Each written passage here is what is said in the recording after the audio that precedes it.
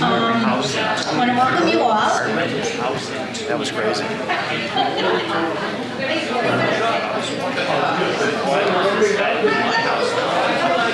All right, they started the meeting.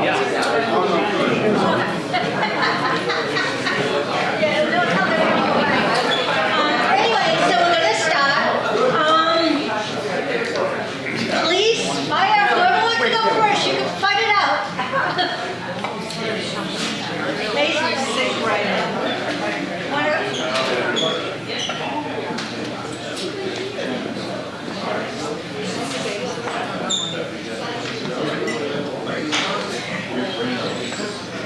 I'll go first unless, Chief, you want to go first? Whatever you like. You're the senior man. You can, if you're up there, do you want to go? It's up to you, sir. Bunch are all going by right now. They're going to,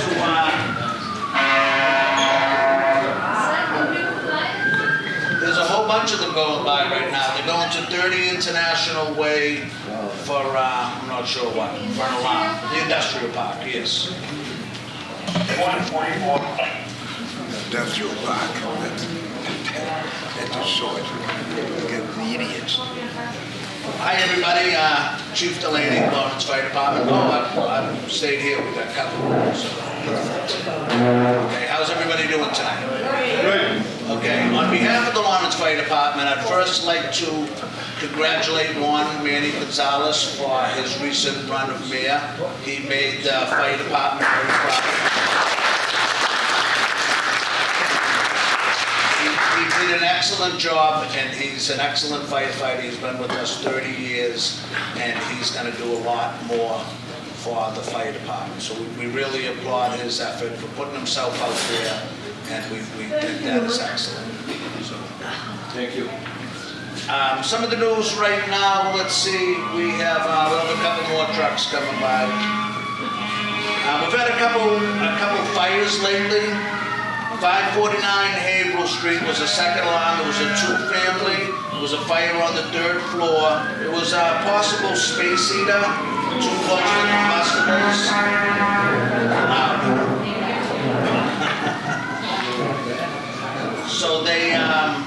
So 10 people were displaced. Anytime that we displace people, it's really tough. But this time of the season, it's even harder with the holidays and things like that. So we had 10 people displaced there. 145 Fern Street, we had a structure fire. It was a second alarm, it was a two-family. It was kind of presented itself as a three-family. It caused some delay in getting to the origin of the fire. It was an aggressive interior attack by the first arriving crews, and they limited the damages. Uninhabitable at this time, 8 people displaced, believed to have been caused by an open flame, a candle.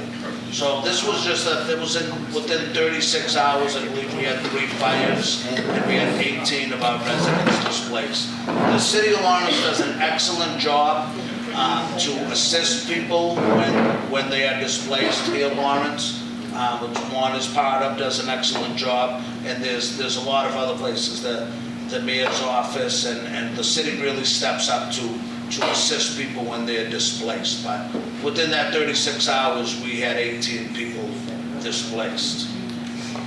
Right now, we have 1 member of fire prevention getting credentialed in fire prevention, which that's a credential. And we have 6 officers in leadership training, all sponsored by the Mass Academy.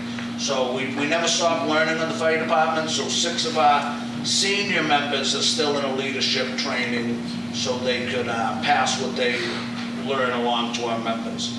January 12th, we have 6 members attending the academy training at Mass Fire Academy, and 4 more members will be starting in January. We'll train them up in dispatch. So when we get a new firefighter, it actually takes a little bit before they can actually start in the truck. They have to go to the academy before they could be used as a third person on one of our trucks. So we train them, and one of the places where we could use them, plug in a spot, is up at Fire Alarm Dispatch. It actually takes 3 to 4 weeks, sometimes 5, depending on what's going on, to really get them to be trained to be the second alarm operator. But so the new people, when they come on, the academy is tough because when we get a spot at the academy, you need a name. and then it takes probably like 6 months before they can go to the academy. So we have a name of some members, and we got them into the May academy. So if I hired somebody tomorrow, they probably wouldn't be able to get to the academy until June. So that's a little bit of a delay for us. All of our crews had 4 hours classroom training with the gas company at Eversource. They also toured the facility on Marston Street to pre-plan and familiarization of their facility. Eversource, it's a big facility, and we want our people to be trained over there. They have to know their way around and what's dangerous for us. They do an excellent job training us. So all of our members did 4 hours in the classroom, and then they did a couple hours, walking around the facility. Let's see, crews spent last weekend at Sheehan's towing facility learning new methods with the jaws of life. So our members are constantly training. They were training last week at Sheehan's, cutting up some cars, and actually we had an extrication today that we were able to pry open the doors, but I think that was at Haverhill and Lawrence Street, probably about 11 o'clock today. We had a call for entrapment and MVA, and we were able to get the doors open. But our members are constantly doing that type of training. Pop education, ice rescue and dangers of cold water at the Frost School. Lieutenant Ortiz back here is one of our public educators. He does an excellent job. Some of the papers that I pass around, if you scan the barcode, you'll read some of our stories. Lou, how many kids did you do at the Frost? Over 500. So over 500 kids that we taught things, do not go, throw. So, one of our biggest things that we teach the kids is to stay away from the rivers, because they never truly freeze. We're always telling them that, the rivers are going out to the ocean. So ponds freeze, but lakes freeze, but the rivers really never freeze. And then when we have snow, it kind of ice, it's even less safe, because the thermal layer, and kids, one of our biggest things we teach them is to stay away from the rivers, because they never truly freeze. Lieutenant Ortiz did an excellent job over there. We participated in the Oliver School Fall Festival with our Spear Apparatus Station for the day.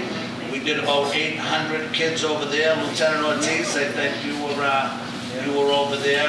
That was an excellent job.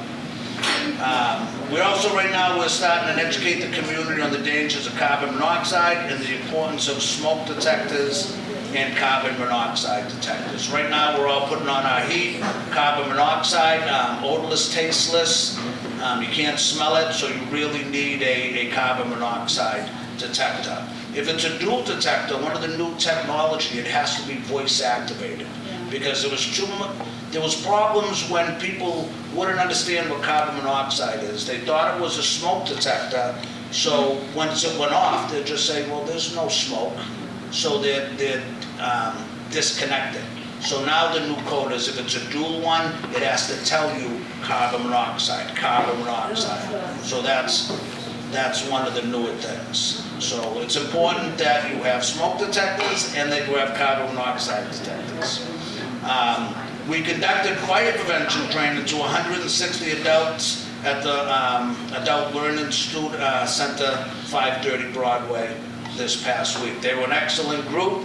Again, that Lieutenant Ortiz was part of that. He should be the one up here speaking. He does all the education. Want to bring him up? Come on up, Luke. Come on up.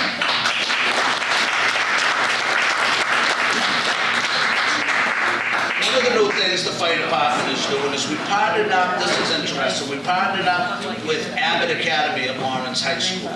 And we took on a lot, and it was a big ask of us, and some of our members stepped up, and we're doing a training, like a small fire cadet program. We're teaching them about the fire service, and it's so well put together that we're trying to partner up with Northern Essex to get these kids college credits. North Shore Community College and Northern Essex. So it's a full semester.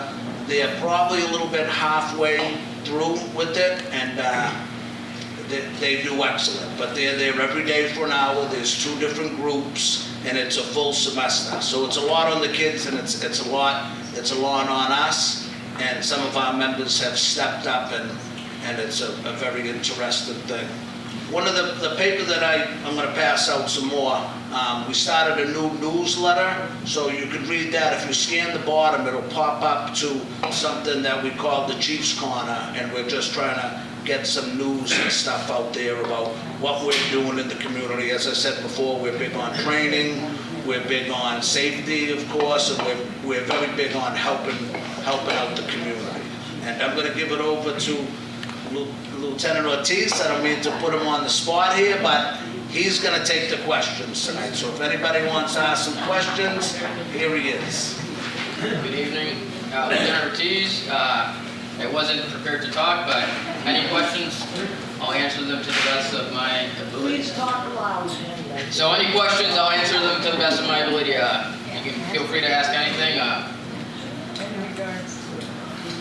I need one of those detector he was talking about, because I do not have a fire detector or whatever the question is. One of the CO detectors, Chief. So I think you guys are starting a program helping out Yeah, Red Cross? we actually went with the Red Cross a couple weeks ago, and they had some pre-planned places, but they have a program where if people are in the need of the smoke detectors, carbon monoxide detectors, we might be able to partner up with them and see if they can stop by the house. Send it to my house.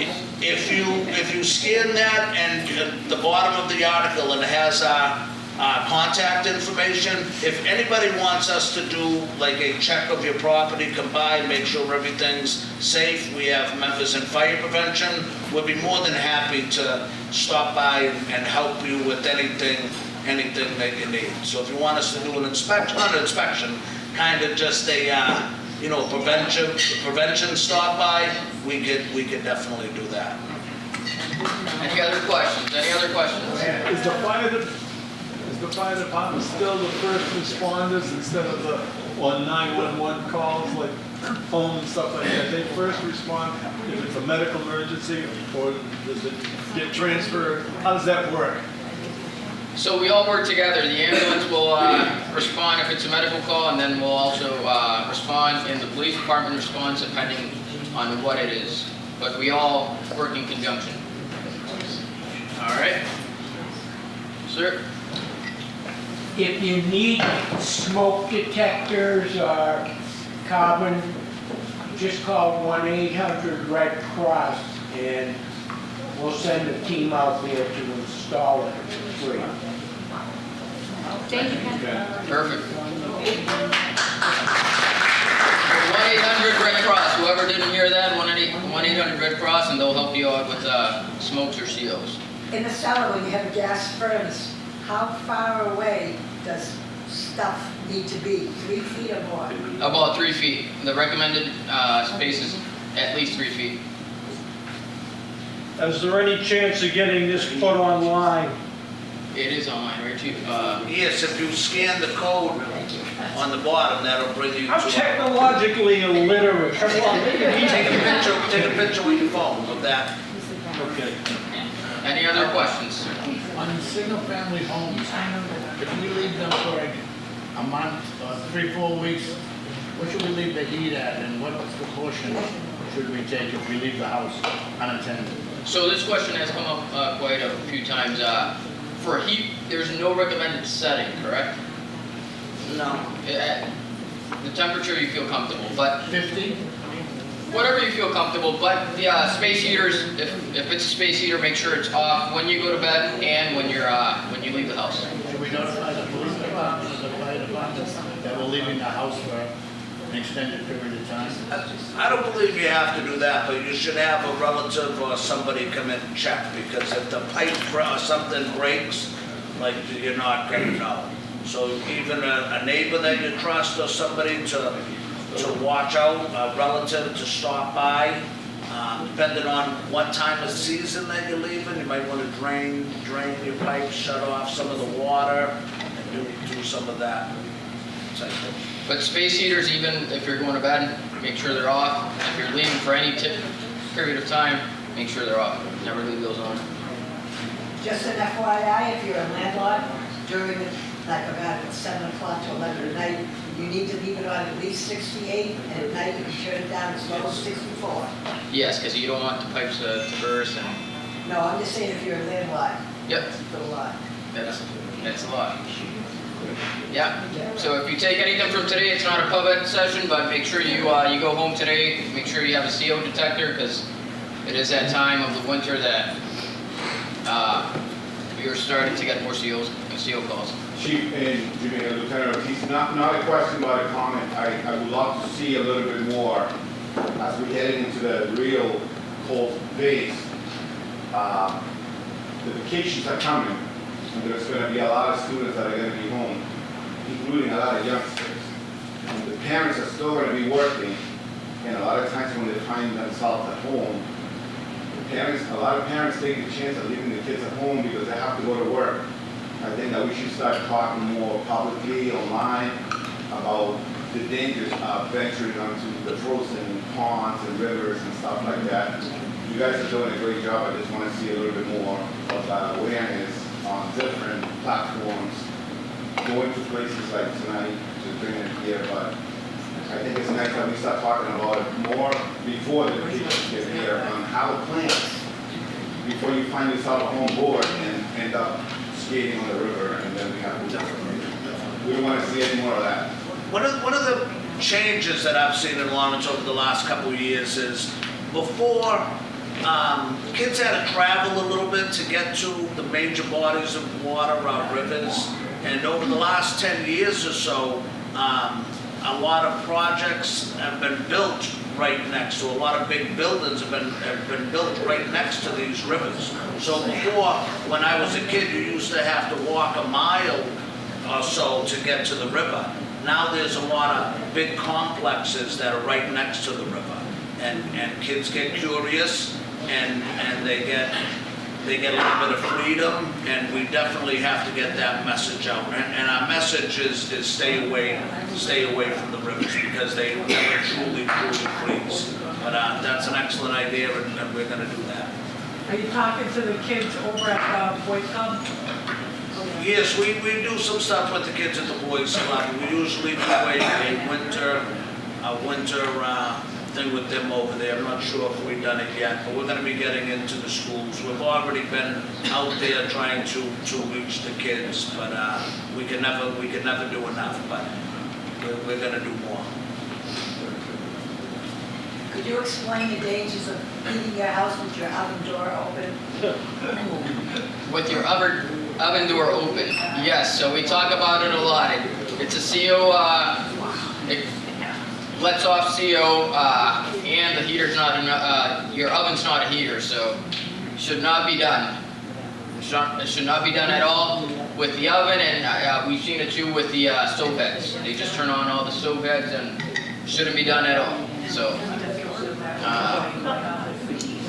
Yeah, so that's a big no-no. I have a question, maybe more towards you. The new fireman's relief, I know they've started working on that. Are you going to be putting up a fence along the river? I'm not sure, to tell you the truth. I don't think you're allowed to really Walk it in, because by the Shawshene right there. That's a good question. I can find out. with the drop, because it has a drop there too. Right. I can check that out. I'm not sure if that's in the plans. That's a good Like I see, idea. it's fenced off because when they first were building that area, my daughter was young, and her and a couple other kids got into that sewer, that big round sewer. I was going in the middle of yes. all that, and they got stuck out. Yes. There used to be a rope swing down there too. Yeah, I used to oh hang out- yeah. I used to hang out there. as a Yeah, kid. under the tracks. Yes. Yeah, so even for the adults, I know a lot of us have pets. If your pets go through the ice, just make sure you don't go after them. It's been the case that a lot of people go after their pets and they become in trouble too, so just be cautious of that. Keep your dogs on a leash around water, and if you have an emergency, make sure you call us. All right? Well, thank you, and we'll. Thank you all.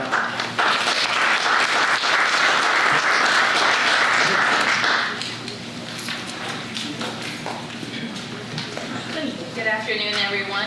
Officer Officer Sandoval for the Lawrence Police Department. I think you know something there, ma'am. Your candy cane? Somebody else pick it up anyway. Thank you, I'm so sorry. We have a meeting to go to. The public information officer, I'm assigned to the chief's office. I'm gonna speak a little bit about some numbers as it pertains to the South Lawrence West neighborhood between the time frame of September through November. Calls for service during that time were about 428 calls, and that encompasses every type of call that the police department receives.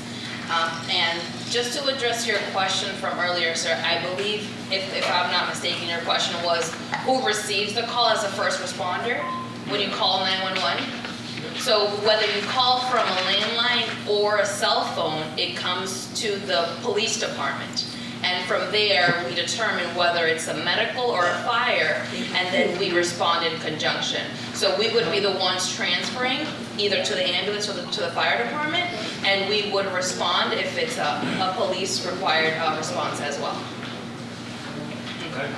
You're welcome. So I'll start off with the traffic unit. Throughout the year, several different months, we get grants for specific types of traffic enforcement, whether it be pedestrian, speeding, distracted driving. In the month we're in right now, December, we're working on distracted driving. So anyone driving while speaking, on their cell phone, texting, FaceTiming, watching a show, eating, your pet on your lap, all those things encompass distracted driving. Your focus should be on the road if you are the operator. Let's not forget we are, responsible for ourselves and anybody in our vehicle, and ultimately we can only control how we're driving, not everybody else, right? So we want to be careful and make sure that we're paying attention to the road while we're driving. Over the last couple of weeks, we conducted some enforcement for pedestrian crosswalk, and that resulted in a little over 100 motor vehicle stops. And again, not only with the pedestrian crosswalk, but all type of enforcement, we take it as an opportunity to educate the motorists. Also, remind them on the rules of the road. The officer has the discretion on whether they're issuing a citation, it's a verbal warning, or it's a money fine. There's a lot of things to consider when we're making our decision on what we're going to issue at that moment. But right now, the traffic unit has been working on crosswalk enforcement. Outside of the grants, within that time frame in this area, there have been over 100 motor vehicle stops for various types of infractions. They also continue to surveillance and put intelligence together in an effort to focus on areas where dirt bikes and illegal motorcycles, mopeds may be stored. And this is thinking about future operations when the time comes that this becomes a nuisance. So that's still a focus right now, even though it's cold and we don't see them out there as much, but we still track that information. And for anyone that has any complaints about out-of-state motor vehicles, heavy vehicles that are not allowed to park on the roadway, please notify the traffic unit. You can call us, reach out to Sergeant Lopez, who is the supervisor for the traffic unit, so they can log that information, track it, and take matters appropriately. As it pertains to quality of life, the noise calls, within that time frame, we responded to 34 noise complaints. Now, again, the officer has discretion as these calls come in. So what we do, we look at the address, we look at the history, if we've been there in the past. If it's a problem house, then we address it. We can have a conversation with the resident, the property owner. We can issue a money fine, or it could even escalate to arresting the who's hosting the gathering if it rises to that level. But again, it all depends on the situation once we arrive to the call, the decision the officer will be making. I'd like to point out a couple of reminders. It's the holiday season, and there's an increase in package deliveries and people getting their items stolen, right? It's a crime of opportunity. You know, the companies, the deliveries, they just kind of do their thing. They drop it off and they're on their way. So it's best if we,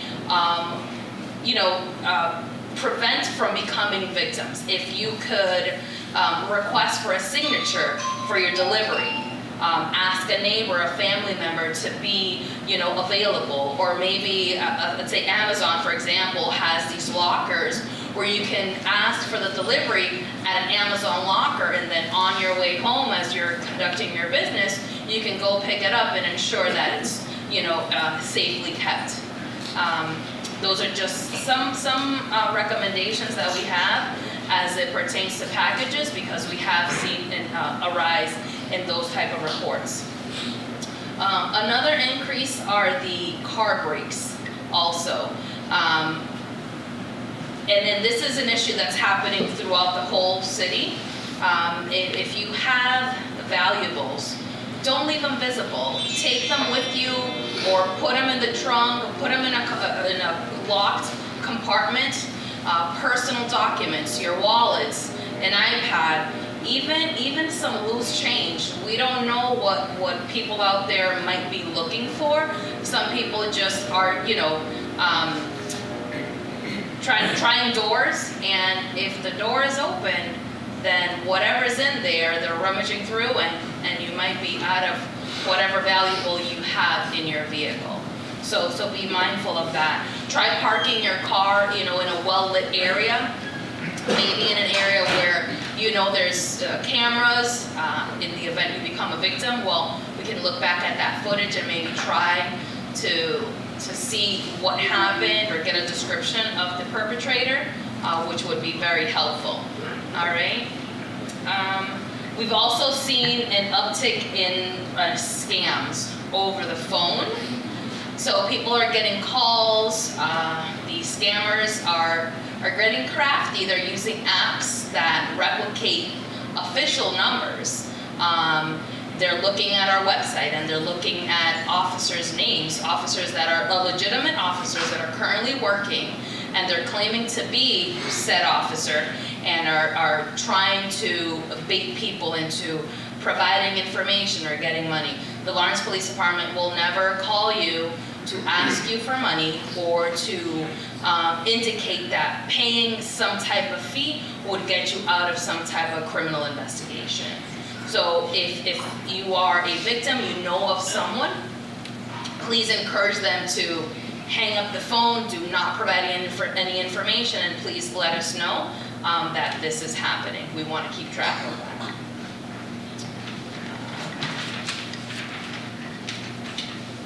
Also, a couple of updates just to finalize.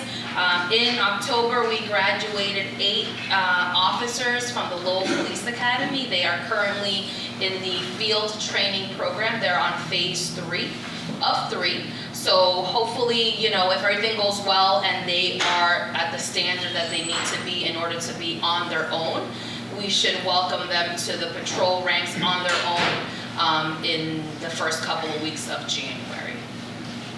We recently onboarded 2 animal control officers, which we didn't have an animal control officer for quite some time. And believe it or not, we do get a lot of calls for animal complaints. So now we are fully staffed with 2 new animal control officers. In the month of October, we promoted 2 new sergeants that are in the patrol division. One is a sergeant on the midnight shift, and the other is a sergeant on the early nights shift. We've also launched a wellness program for our officers, and it's a way to motivate officers to train together, to work out together, excuse me. It's a team building exercise. We run running groups, we go to Lawtown Boxing and work out together there. And we train for, you know, different types of calls and scenarios that we might face in the real world. And train together as, you know, primary officers and backup officers. We anticipate hopefully to be in the new building in April. If you haven't taken a ride down Lowell Street, I invite you to do. It's quite impressive. It's coming along really nice.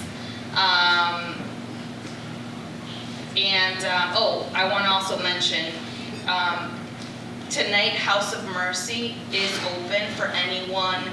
If you know anyone that's out in the streets, you encounter anyone on your way home tonight, or as you conduct your business when you leave here, that doesn't have a place to stay, House of Mercy is open tonight as of 7 p.m. Where was that located? 85 Bay State Road. Yep, they'll be open tonight as of 7 p.m. And last but not least, the PD is hosting a toy drive. We are accepting unwrapped gifts, and that'll be until December 17th. Thank you. I don't have a tag team person, so I will take the questions if you have any. Thank you. I have a question. Yes, ma'am. I noticed that there's a lot of cameras on telephone poles and whatnot. Now, are you all monitoring them? So they're operating, right? Assuming that there isn't an issue. We're not physically looking at them 24/7, but if there is an incident in a particular area and there is a city camera, we know the exact time or the approximate time. Well, the investigating officer can go back and look for. It's basically for an accident. Say that again? It's basically for if there's an accident. Any type of investigation that we might be conducting in that area.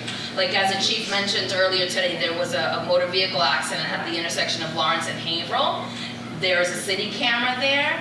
The officer that responded was able to determine who didn't stop for the red light because there's a city camera there. But again, if there is a theft of some sort, a domestic, and it's within range of a city camera, it assists us in those types of investigations. One of the things I noticed recently on Lawrence Street at Mass Ave, right at the crossover to going into Lawrence, it's on the Lawrence side. There's a telephone. Lawrence by Mass Ave? Yeah, North Andover. Mass Ave. Oh, in North Andover. No, it's in Lawrence. There's a camera up on the pole facing North Andover. Okay. I was curious as to why it's facing North Andover opposed to facing Lawrence. I would have to check the camera, but some of those cameras, they rotate. We can move them all around. So just because it's facing one direction doesn't mean that it doesn't move. Yeah, I just didn't know North Andover had put it up. Yeah, I don't know if North Andover has cameras. I know Methuen does. I'm not sure if they do. Okay. Yeah. I tend to go that way a lot. Okay. I just thought it was odd that there was a camera in Lawrence. But what's the purpose of that? I would have to dig in further. I don't know what camera that is, and if it's a Lawrence camera or if it's a North Andover So camera. looking at the highway? You might be looking at the highway. They could be trying to get somebody not stopping at the stop sign, coming off the highway, going into Lawrence. Yeah, yeah. Because there's a stop sign there. I know there's one that also further down at Salem on Lawrence Street. And that one, I'd like to see them catch all the people taking. Salem at Loring? Yeah, Salem at Loring, but there's Shawshene, this next street over. It's a right turn only coming off of that street. You can go up it, but you can't go left. There's more people going left off of that street. Yeah. Every day, I've almost gotten hit. Again, the cameras are a great tool. And we use it constantly, all day, every day. Unfortunately, to monitor for traffic, it becomes a little bit more difficult. I just didn't know if people are watching the cameras all the time. Again, no, we're not watching it 24/7. We have over 300 cameras, so it would be impossible. So if you see something, say something? Correct. Yeah, and again, and that's why we enlist the help of the community and the residents, because we can't be everywhere at once, right? We have one officer that is assigned, this is considered the Sector 5 area, right? From South Broadway at Merrimack all the way to the Andover line, and Andover Street all the way to the North Andover, to the Andover line over here, right? So that one officer is responsible for this entire area. So if he's addressing a traffic concern here, whatever's happening down the street, you know, he or she wouldn't be able to pay attention or see it. Yeah. I was just curious how that worked. Yeah. Yes, sir. What are parameters on the warming station in regards to temperature, and what's the total occupancy? So that would be a question most appropriately for the city, because we just put out the information they give us, right? We have a behavioral health unit that works very closely with the homeless coordinator, and they work alongside a lot of the nonprofit organizations in the city that assist with that. Earlier this afternoon, I got a message, a flyer for the House of Mercy, and we put it up on our website, and that's why I shared it here. But that's something that's organized by the city. And I'm glad you asked that question, because it just reminded me, since it's the winter months, right, and snow is a given, right, we have the emergency winter parking ban, which is in effect when the mayor calls for it, right? So this is a city order, right? When the mayor dictates that it's a snow emergency, then that's in effect until he rescinds it between the hours of 12:01 a.m. until 6 in the morning. Now, if you go to the city website, you can look at the list of streets where parking is allowed, alternate parking.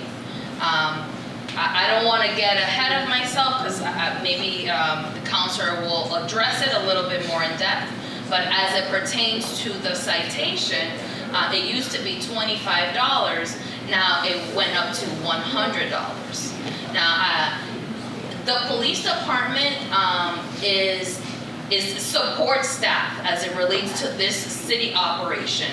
They dictate when this is happening, they pick the streets, and we are there for mainly keeping the peace, right? The DPW workers are out there trying to address the streets and the plowing. The tow trucks are out there clearing the roads of the vehicles. We're out there making sure that everything, you know, goes smoothly. So thank you for that question. So Yes, ma'am. They have a blue light. Yeah, but it's my understanding the blue lights are still in effect. You know, once you see those, unless something has changed, which I haven't seen, once the blue lights are on, the emergency parking ban is in effect. Ma'am? Yes. My street is one-way street. There is no parking in the winter, but on both sides, there is bump to bump from one end to the other, you cannot even get through. There used to be a sign down the street which said that no heavy trucks. They removed the sign, everybody comes and goes, they show you to get by. Yes, I understand, but again, the parking ban is only enforceable when there is a snow emergency in effect. Even with the snow, it was there. Again, ma'am, I have a picture, what is it, a picture? No, I believe what you're saying, because it doesn't just happen on your road, right? It happens all across the city. Everyone is struggling for parking. Nobody knows where to park. But I have in the beginning of the street, so the snow is all in front of my house. Last year I had 6 feet of snow in the street. I had to call somebody so I couldn't get out from my door. Yep, I encourage you to call the City of Lawrence, call the DPW department, call the Lawrence Police Department for the parking, issue there. Nobody answered. Nobody answered, nobody's The coming. Lawrence Police Department, we're a 24-hour operation, so there should be somebody, Nobody there should be. answered. Nobody's coming to our street. Yes, terrible. What is your street, ma'am? Being it out. What And I is, was going to shovel the snow, so I was stuck in the house, and there's somebody going to hide there, they come to make a little trail. what is your street, ma'am? State Street. State Street? Right here behind Walgreens. State Street, okay. Behind Yeah. Walgreens. Yeah, And you can see over there, parking right here. When you start the street, you can, I have a truck. I need to go back, follow, turn, back. This I can go to my house. This is ridiculous.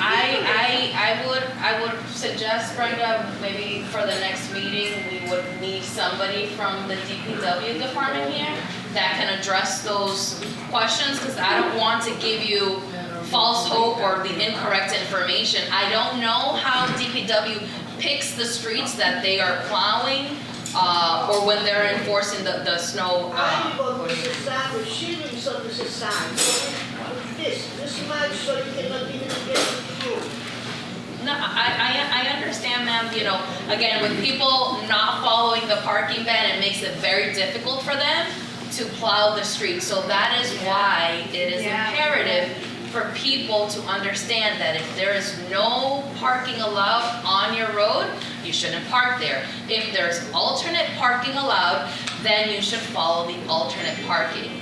I don't want to speak on behalf of the council, but I would imagine that part of the reason they chose to increase the fine is to hopefully get the message across for people to help the city out. They want to clean, they want to make sure the roads are safe for everyone, but everybody needs to do their part. Yeah. What about the ticket? Nobody's put tickets on this. Over here? Yes, sir. Every community meeting here tonight, one of the things that you need to do when you go back to the station, sit down with the chief and let him know that people are doing exactly what they're doing at this lady's street. And that, I gotta be honest with you, the parking ban in this city is a joke, because it's not enforced. It's not enforced because, one, we have too much congestion in terms of cars, et cetera. But it's not enforced. You can see it. You drive around the city after a snowstorm, it's not enforced. If you've got city officials who sort of turn a blind eye to what's going on in either their neighborhood or their friend's neighborhood or whatever the case may be, it's impossible to enforce it. So maybe, just maybe, this year, 2026, we can have a police department that is told enforce the law, because it's not being enforced. It's almost a disgrace. Driving around the city after a snowstorm is the biggest joke in the world, because you just look around, and these cars get moved. So maybe when you go back to the station tomorrow, or sit with the chief tomorrow, let them know that the community's concerned about it, at least this community.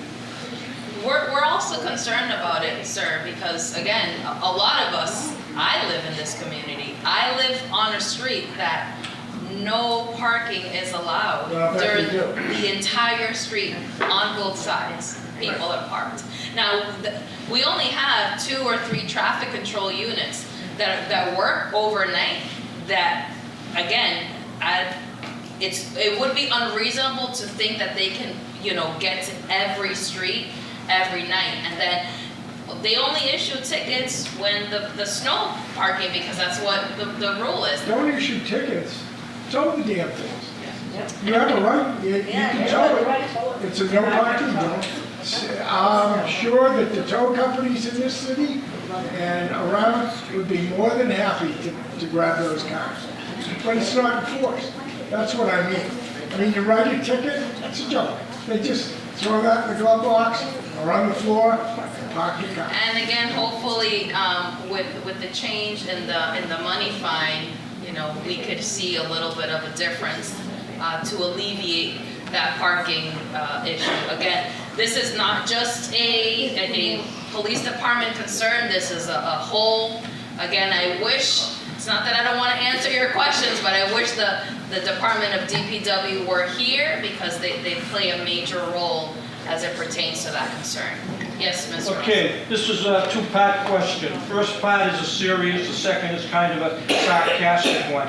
First of all, in our first blue light snowstorm of the year, how many cars got tagged and towed?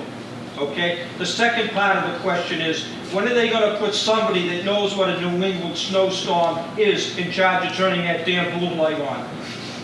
Again, Rich, that is not something that the police department does. Our role, when there's a snow emergency parking ban that is issued, that is not issued by the Lawrence Police Department, we are support staff for the DPW and the tow trucks to make sure that everything goes smoothly and everybody's safe. How many people got tagged and towed? Not that I'm aware of. There was no snow emergency called. The blue lights were on? I didn't see the blue lights. They were on.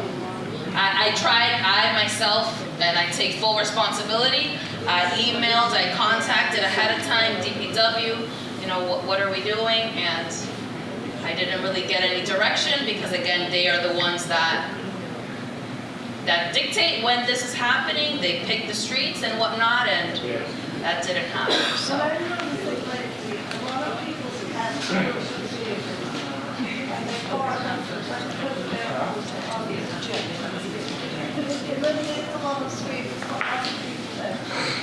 Yeah, so as I mentioned earlier, ma'am, if there are commercial vehicles that are within that description that are not allowed to park on public roads, then you need to give us a call so we can address that.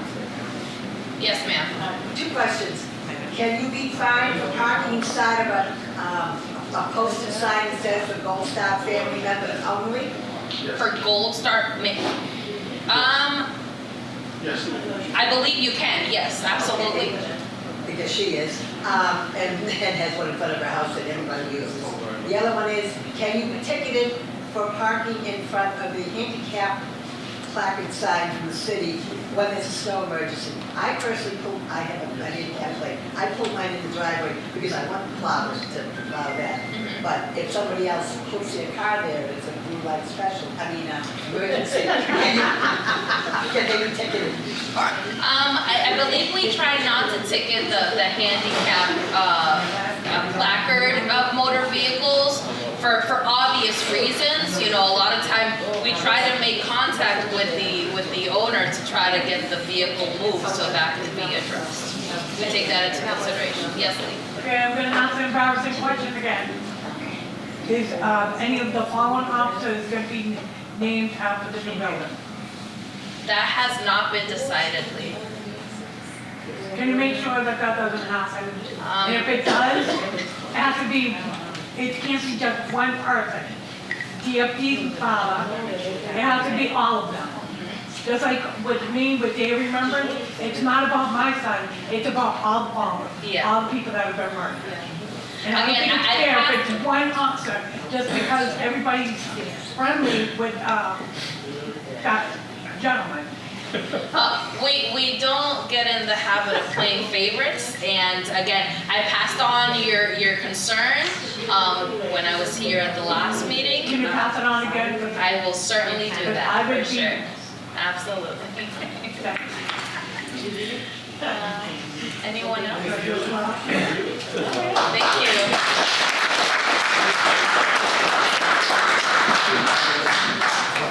Okay, so first of all, Stephanie Fonte texted me earlier. She's not feeling well, so she can't be here, but she wishes everyone happy holidays. So we have Giovanni Rodriguez, who's president of the City Council.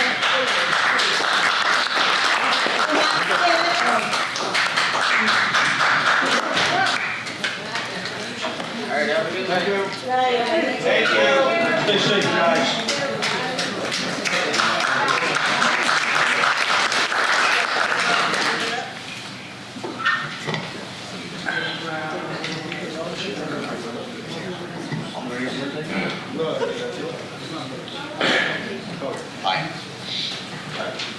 President wants me to give you an update. So I represent, as you know, most of South Lawrence East and a little bit of Mount Vernon.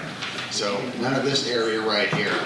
But many of the concerns that you have here are not dissimilar to what that I face with the people that I represent. There's a few here on the South Lawrence East side. I'm trying to think about some of the big things that come before the council. One of the big things I was talking about to someone about the homelessness issue, and that we had in the police department, the police chief, sent to the city council a proposal to deal with what's called an anti-camping proposal. And that got some coverage, I think, in the local newspaper. And the reality is we do have an issue across the city. And I think what the chief presented to the council was trying to find a humane way to start dealing with that issue. And one of the concerns, I think, many of the council, I can speak for myself, we want to take care of the folks that are here. We want to be humane about it. It's a big issue. The concerns that I think that we're facing is that oftentimes we are seeing people from other communities that are coming into our area. And it's not that we're heartless, and it's not that we don't want to help people. But what we do know is that this issue is not a Lawrence issue. It's a regional, it's a state, it's a national issue. And to think that we're going to be taking care of it by ourselves all here in the city of Lawrence is not a true statement. We can't do it all here. The people that I see in this room, the people that I know throughout our city, are very generous people. We do an awful lot to help our folks out. We do an awful lot. I see it all the time. I see it during the Christmas season. I see it during Thanksgiving. I saw it during the Merrimack Valley gas crisis. I saw it through COVID. I saw how amazing our people are when asked to help. But what our people are saying as well is that we'll do our part. Other parts, you do yours as well. If you're coming from another part, please do it. We can't be doing this all on our own. So I think that's the spirit of what the anti-camping, it goes into a lot of details. I don't have a full 100% command on it. But as my good friend Dan Rivera said when he was on the city council, we served together, he goes, we're going to give this a shot, he used to say back in the day. And if it doesn't work, we tweak it, and if it still doesn't work, we'll get rid of it, but we're going to give it a shot. And we're going to see if we can help move the needle in a compassionate way to give people the services that they need and to get folks off the streets if we can. And see what we can do. So that's, I think, the biggest council problem. I think that's one of the biggest issues we faced the last couple of months. Obviously, we've gone through an election. Congratulations to you, Council President, on your victory. Thank you. Somebody said thank you very much, Firefighter Gonzalez, for putting your hat in the ring. It's not, listen, running for office, I've been doing that. This is my 20th year. I can tell you it's not an easy place to be. You are opening yourself up, Councilor Russell knows this as well, opening yourself up to everybody thinking and trying to, opening up to shots and public service of what you did, Manny, and trying to do and you still do today. There's many ways to serve the public and you're trying so many different ways, so thank you.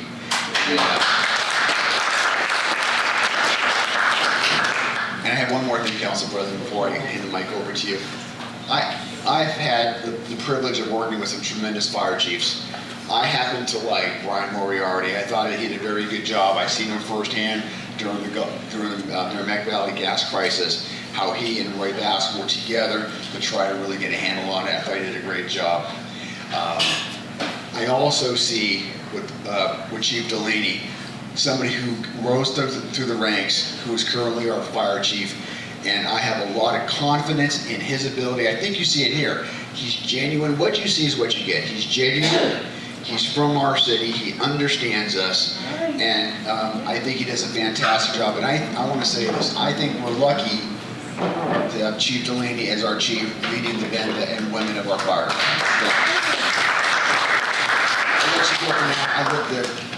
One more thing. You may have heard, and you might be seeing this, one of my you all know my pet projects. You all understand my love for history. And I think many of you share that love with me. And so, one of the things that I've been working on with some tremendous help, Pat Mariano and the Lawrence Cultural Council for starters, the Mayor's Office, the DPW, the Lawrence Library, and others, is this thing called the Lawrence Square Project. through the help of the Cultural Council, we've been able to put up throughout the city. We started once a week. I've kind of put it on hold right now because it's getting dark early. But many of the signs throughout our city have either gone down over the years, or you just see a sign with the name and you're like, who is this person? I don't know anything. Well, who is this person? Why do they have a corner named after them? So this project that it's coming out now is to really put out the stories of these individuals. Many of them veterans, but not all. It doesn't make a difference if you're a veteran or not, but our city officials over the course of probably the last 100 years perhaps, have started naming some corners. And so the project is to tell their story. So when you start to see a blue sign, the beauty of this thing is it has the picture of the individual, if I have it. I think connecting with that is amazing. It also has their date of birth, date of death, and here's the other part, where they lived. So you can actually see where they live, and you might be living right near where one of these people's houses where they lived, and they're from our neighborhood, they're from our city, these are our folks. And then it tells a little bit of that person, so you have an idea just by looking at the sign. But the chief was talking about the QR code. If you've mastered the QR code on that thing that he passed out, then you'll see on the sign there are 2 QR codes, one in English and one in Spanish. You put your phone on there, and you will hear me on one of them, on the English side, talk about that individual and give a lot more detail about who that person was that I couldn't fit on that sign. And the same thing in Spanish. So we bring everybody together to understand the story of our the history of our city through people's stories. So I encourage you to, when you see these signs, you see this QR code, zap your phone if you can on it, find out their stories, and I think it's fascinating. And this, Barbara Jones is here, and Barbara, this is from, I represent her. One of the ones that just came out was her uncle. Her uncle's name is William Sullivan. And he was a vice admiral, rear admiral, thank you, in the United States Navy during World War II. And the sign, I'm not going to go into its detail. I want you to go to the sign. The sign is located right near St. Patrick's Church on South Broadway. So when you see that sign, take a look at it, zap the code, and find out the story of Barbara's uncle and the amazing story that he had in his life, serving across the world in service to our country, doing amazing things and providing us the freedom that we have. I'll stop there. Thank you. Thank you, Councilor LaPlante, for the update. Thank you for your 20 years of service. This amazing Councilor Vice President Infante. She called me up today. She won't be. She's not able to meet you guys here today, but she sent her remarks through me and saying that she's not here, but if you have any message for her, I'm gonna bring those message. The first thing I want to bring is like the police department just said, as part of my update, the tickets for that parking bans went up, and it was $25, now it's $100, and the reason for that is because a lot of people tend to just park and take the risk because obviously it's just $25. Another individuals they cannot park nowhere, and it's unfair.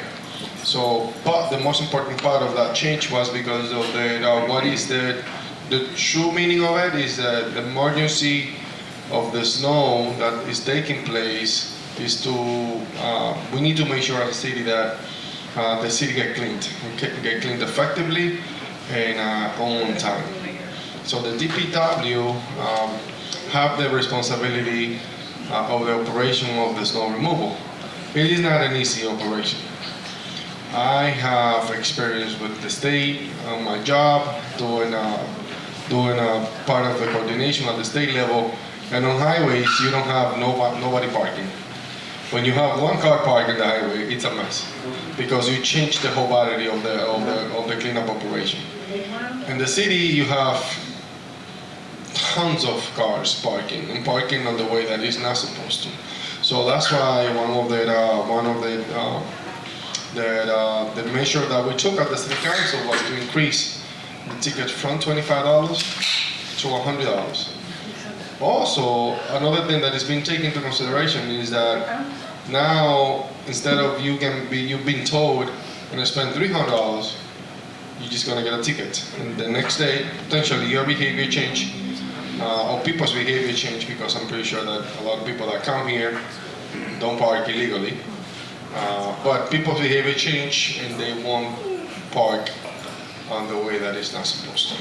If you see somebody that park on a place and is been there after the snowstorm, and that car has been there for more than 3 days, the police department will take notice and also tow that vehicle because they haven't moved for 3 days or more. And according to the local ordinance, they are supposed to remove that vehicle. And a good way to tell them, the owner that it's been there for more than 3 days because the snow hasn't been cleaned up. So that's one way. So that's something that is coming up. Like we just discussed, the blue lights are going to be up. Also, the mayor needs to call for that emergency, and that means that the blue lights are going to go up. The writing notice is supposed to happen. The city council is supposed to be notified as well, and that's basically how it's supposed to be called for an emergency according to the local ordinance. If that happens sometime, not all the time. But we are going to maintain and keep on our best to update people through our social media and sharing stuff as of when that parking ban is taking in effect. Another thing that I have for today is the result of the election just come up. Not that long ago, the mayor's going to stay for 4 years. We got a new city council for District A and a new city council for District B. District C, D, E, and F stay the same, and all of the council at large stay the same. We also get 2 new school committee members that were elected, and 1 that was re-elected. And we also just confirmed 2 of the 3 appointees school committee members. We interviewed 9 different candidates, and we decide the city council have the authority to interview, appoint, and confirm the school committees that are supposed to be appointees. So we interview 9 different individuals from the city of Lawrence, and we ask questions. The city council asks questions, and so far we have confirmed 2 of the 3. There is 1 that we next week are going to be debating as well. Throughout the time that I was working on my campaign, I was walking around, I observed that some of the areas around South Lawrence need to be perhaps looked at it by the traffic division, or perhaps anybody from the DPW that understand that the traffic calming is needed, especially in some of the streets. I observed that Amherst Street is very, it's a cut through, and a lot of people speed around there. So I'm going to be proposing some type of traffic calming around that street. So that's something that I'm going to bring up to the DPW. If anybody have any questions about the DPW, the number for the DPW is 978-620-3090, 3090. So again, 978-620-3090. So in case that your street is not being plowed, or you need an emergency, or you need something when it comes to the snow, they are going to be the one responsible for the snow operation. So that's the DPW number. The inauguration for the city council, the school committee, and the mayor. It was supposed to take place on the first non-holiday day of the year, meaning January 2nd. The mayor have declared that day, it's a Friday. The mayor have declared that day as a holiday. So now, the next non-holiday day will be on Monday. So I'm assuming that the inauguration for the City Council, School Committee, and the Mayor will take place on Monday, January 5th. My assumption, I haven't get everything yet, but the Mayor is working on the details, and we are going to be getting a notice on that. The City Council is being sued by the LRA, the Lawrence Redevelopment Authority, and what they're looking for through the judgment is to see if the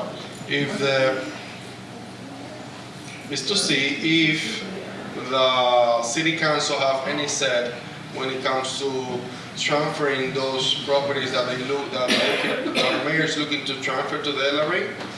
So, and if we need to take a vote on those property to be transferred to the Lawrence Redevelopment Authority. So we are going to go to court eventually, the City Council, and we're going to have to express and also fight the case when it comes to whether or not the City Council have the authority to vote on those transfers. That's what they're looking for. Also, one curious thing that is going to take place in January is that the mayor's salary will be now $150,000. We voted on that 3 years ago for the new mayor. So the new mayor will be in January.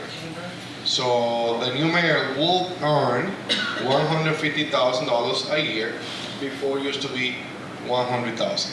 So I just want to be transparent.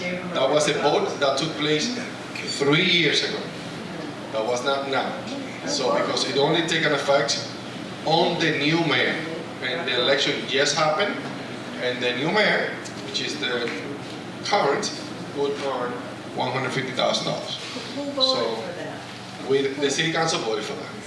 So we the people didn't get the vote. 3 years ago, the city council voted for that, and I did vote for that, yes, because, and my colleague Michael Klein as well, right here, and the council at that moment, because we at that moment understand, and the case was that $100,000 is one of the least salary at the City Hall.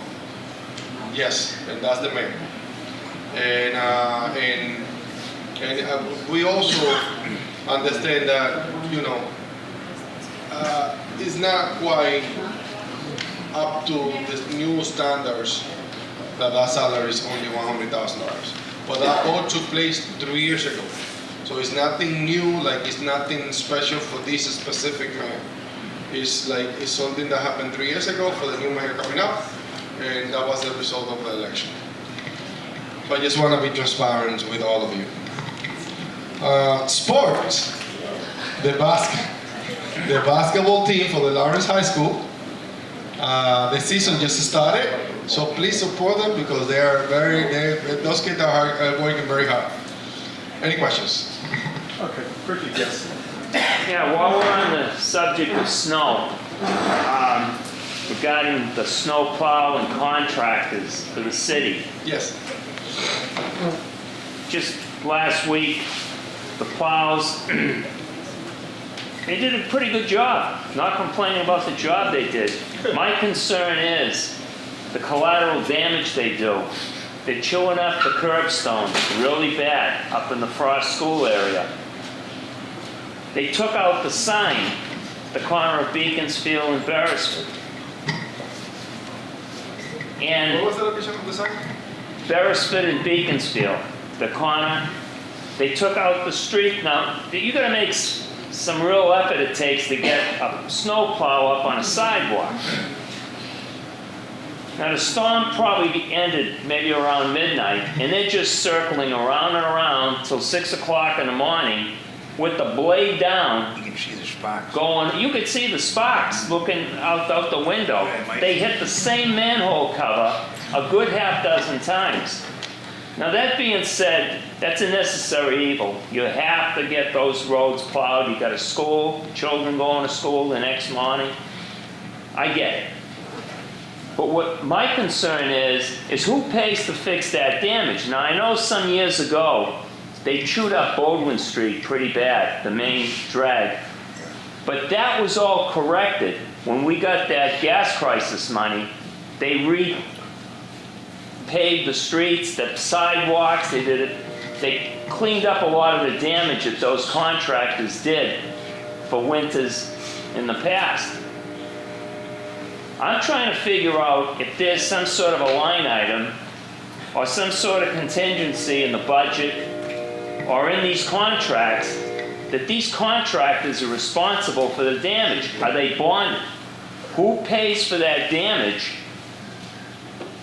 And I'm looking at a small sample size in the Frost School District. You project that to the entire city, you're talking some serious money.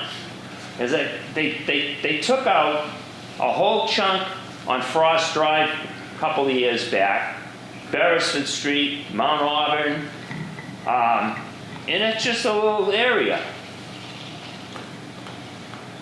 I'm thinking these contractors should be bonded, or there's some sort of process to fix the problem the next year. A good case in point. The people who live across the street from me, they had their entire, on 100 feet of frontage, I'd say about 75 feet of the frontage got ripped out, right down to the gutter. The next summer, a violent thunderstorm rolls in, and half their sidewalk gets flushed down the sewer. So in the council, I know we don't have anybody from the DPW here tonight. I plan on speaking to the director about it, first chance I get. But you and the council should be aware of this when that budget is submitted next early June by the budget director. May, I used to be May, June. If this issue comes up, and you know, you get all ripped curbstones up, you got, you know, asphalt all over the place, people step on it, they could fall on it, it's a safety hazard, and it just Yeah, you know, it's just something that's got to be corrected. No, definitely, I appreciate Thank you. you bringing this up to the council. I'm definitely going to bring this up to, when it comes to the sign, definitely going to bring this up to the DPW director. And also, I can assure you that, you know, the contractors, they do have a policy to be able to plow here in the city of Lawrence. How they manage to actually do any type of repairs after the contractor do some type of damage, I'm not quite sure, but I can ask to see if there is anything that the city have done in the past, or perhaps if there is anything that we can do to improve that the operation when it comes to the snow removal. Yeah, it's more of a process issue. I mean, if there's going to be damage, because you're not probably going to see the damage manifest itself till summertime when the rains start to come in. Is there money in the line? I never remember seeing a line item when I worked for the city and the general fund in the DPW budget for contingencies for snow damages. Usually the budget, what it says is it's a $300,000 on the budget, and then all the way until whatever they spend. It's usually $3 million. Yeah. For the snow. Yeah, and that's one of the things. The snow removal is one of the things you could legally exceed the appropriation for. Yeah, definitely. But it's just something that you'd never see any repairs done on the damages in the following months or years. And the only time I've seen any repairs is when that gas crisis money came in, and we were able to redo all of Baldwin Street, and they did a nice job fixing it. But once again, you know, I get it, you've got to get those roads plowed, but common sense would say, you hit a manhole cover once, lift up the blade. I mean, a responsible snowplow driver would have done that, but no, you could hear it, you know, 6, 7, 8 times. And then after that, it's shaking, and every time that a car roll by, you will hear it. Well, thank you for your concern. And you can see the sparks, just, you know, metal on metal. Just, thank you. Councilor Rosa. Dave, 2 years ago, I gave Jorge Jaime 2 portions of sidewalks to fix. what was it, 6 months ago, I held up the pictures of the photos. The from- center. Haven't been done, okay, don't worry about it. Now, getting back to what you said, who gives the mayor the right to knowingly violate our city charter? The city charter says the inauguration will be held the first secular day after New Year's. Who gives him the right to do that? Is he violating any laws? He, Or is he? we agree upon having it on the second. I called Mark LaPlante, Council LaPlante, and I asked him, what we should do? Let's do it on the second. The school committee says, let's do it on the second. He have some reasons The that city charter calls for the day after New Year's, the first secular the day. first which secular would day. be That's exactly January the exact 2nd, words being that the Friday. charter says. The mayor have, What is he, a tyrant? Yes. yes, let me respond. The mayor have potentially legitimate reasons because it's a religion thing for him. I'm not going to go into that because that's not my job. That's not my intent. When it comes to religions, I respect it, and that's it. You may, I don't. You don't, but I mean, I have to, and I will. And he declared that as a holiday on the second. Is that legit? No, it isn't. I don't know. And at the end of the day, what I will assure you is that we have done whatever it takes to have it on the day that we're supposed to be, on Friday the 2nd. Can we give him a new title, city calendar maker? Any other questions? Mr. President, would it be fair to even say that the LRA suing the city council is basically a waste of taxpayers' money? Because it's probably gonna get into a back and forth, attorneys involved. We just got hit with a tax increase, and now here we go, the LRA doesn't like what the council is doing. Let's sue you, and basically, let's hit us in the pocket again, more with. Yeah, the LRA is actually operating on the $2.5 million that the mayor and the city council have provided to the LRA. So that's a tax dollars money, and now we're gonna have to spend more tax dollars money when it comes to defending the points that is clear that to us, to some of us, that the city council must vote on any property before it gets transferred, and the mayor need to sign on that. To me, it is. Any other questions? Yes. I have a branch in the street that's fallen on my wires. And my kids won't let me get up there and try to cut it with the saw. So I called DPW twice and asked them to come down and cut it, because once that gets snow and ice on it, it's gonna take all my wires down to my house. Yes, that's a good question. Why? Because a lot of people ask for that. In the DPW, what we get out of the DPW is that they cannot touch the branches of the trees that are on their wire sides, because that's a safety hazard, and the National Grid must come over and do that work. So I'm glad that you brought it up to the DPW, but they need to bring it up to the to National Grid so those can be taken care of, because that could be a potential emergency. If you give me the address, I'll definitely gonna bring that up to them. Yeah, I'll write it in a second. Any other questions? Yes. Not a question, but a comment. Calling DPW is almost a waste of time. Yeah, tell me about it. On several occasions, the funniest one of all was I called DPW, this was about a tree issue. Called DPW, and the girl answering the phone didn't have a clue who was responsible for city trees. I have one in front of my house that had to be cut down because it was rotting. She had no clue. I finally got the information from Stephanie as to who to call. Made a call to that person. That was, I believe, in August. I'm still waiting to hear from her. And the weather. It's Literally calling the DPW is a joke. In the way that the tree situation now, you know, how the city is managing that is through, we put money aside and then they call the vendor and the vendor give the city a quote and they proceed with the work.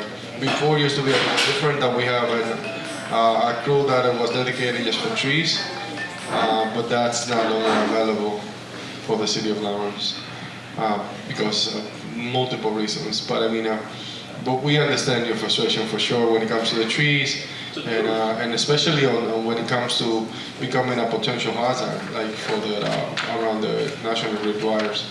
Yeah, I'm afraid if we get an ice storm, I'm gonna be having no wires to my house. Yeah, and then eventually everybody around potentially. Let me answer that for, in Lawrence, this whole last 3 or 4 weeks, we've had all the pruning of all the trips on Mount Vernon Street, all that over there. Those people are there. I talked with them, and there was a couple of branches, and they very simple said, all you have to do is, they were told how to prune them, the trees that are over the wires. And if you had something else, he said very politely, all you have to do is call National Grid. You don't have to call the city, you don't have to call anybody else. If you try to call someone else, those guys have already completed their areas. I'm surprised that you didn't get it done, I don't know where you live. But they've been in and out all the streets. But calling National Grid. Yes, They were on my street the other day, Sid Drive, they had trucks going down there. Yeah, National Grid. Not call the city, don't call National Grid, nobody else. They'll send a person. If it is on the side of the wires, they'll come over. Yeah. Anything that was over the wire. If it is on the side that you have the wires, the electrical wires. Yeah. That's the National Grid. But I mean, I'll take your orders. Any other questions? Thank you so much. Do you want to come up to talk about the Hill Lawrence and also the breakfast? I won't take long. Have a good one. Let's hope we win the division. Good evening, everyone. I just want to be quick. First, I want to start by saying thank you, because it's owed to you. Because of you, I had a chance in this past election. So thank you so much to all of you. South Lawrence West and South Lawrence just basically gave me a chance. So I want to say thank you to all of you. Thank you, Councilor LaPlante. Thank you, Council President Rodriguez. On the 18th, we are going to have a breakfast at the Senior Center. The firefighters are going to be cooking, and I believe the officers usually join us, and they serve, right? So they say, you guys get dirty, we'll serve it. But anyway, so I asked today, I said, what is the age in which somebody can come and participate? And they said 55. So if you're 55, you can come to the Senior Center and join. So I said, I'm in, 58. So I'm good. So honestly, if you are available, we start cooking on December 18th at 7 a.m. and we start serving at 8 a.m. So if you get a chance to stop by, say hi to the boys that are going to be cooking, the officers that are going to be there mingling with everybody. It's a nice morning. Get something to eat, talk to us. We love doing it, heading into Christmas. And so that's on the 18th. Hill Lawrence is still very much involved, regardless of what anybody says about Hill Lawrence during the election. They said Hill Lawrence was dead, it was only a political stunt. Don't believe that. Any fire victims, especially the tenants that are affected, we are going to be helping. The state believes in what I have done with Wayne Hayes as my co-founder, and we just got $50,000 from the state. So the last 6-7 years we've been getting funded by the state, so we are pretty much alive. We're going to continue working for the people in need after a fire. The chief is doing a great job making sure that we get the information about the people affected, that they get the fire letters that are required from the office, so that they get funding from Hill Lawrence. So I want to wish you all a Merry Christmas, and if I don't see you, a Happy New Year, but I hope to catch you at the breakfast. Honestly, thank you so much for all that. So before you leave, I saw the post this morning on Facebook about Hill Lawrence, and I called the president of LNAP, and he told me to write Hill Lawrence on a check. So here's a check for Hill Lawrence. And all, Can I take it? the kill, Yeah, that is take. what can't, Counselor? okay. Oh, you can keep it. Okay, and also we have a $50 gift card for Hill Owners. So I will, We'll get it from you. well, yeah, I will. We'll get it from you. Alright, I just wanted to let you know that we, we're thinking of you, what Hill Lawrence does, for the fire victims, and we want to thank you.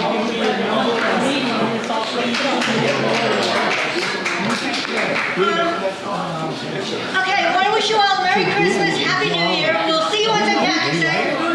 Thank you, Captain Monica. Yes. And we will see you soon. Thank you.